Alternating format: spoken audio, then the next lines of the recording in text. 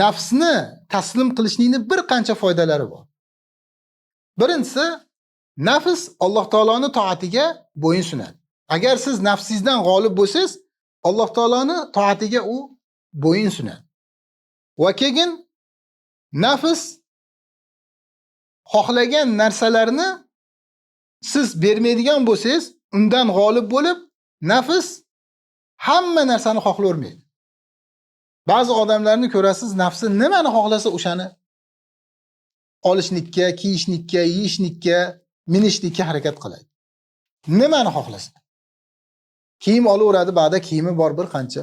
Lekin nafs xohlaydi yangi kiyim kiyishlikni, puli bor oldida olaveradi. Uyda ovqat bor, shirin ovqat bor, ayoli shirin ovqat qilgan, u ovqat yoqmaydi, ko'chaga chiqib, oshxonadan ovqat olib yeyishnikka harakat qiladi. Chunki nafs taslim bo'lmagan. Nafsini aytganini qilib ketaveradi. Mashinasi bor, yangidek mashinasi bor, lekin bu mashina yoqmaydi, buni sotib boshqa mashina oladi. Nimaga? Chunki nafsi xohlaganligi uchun.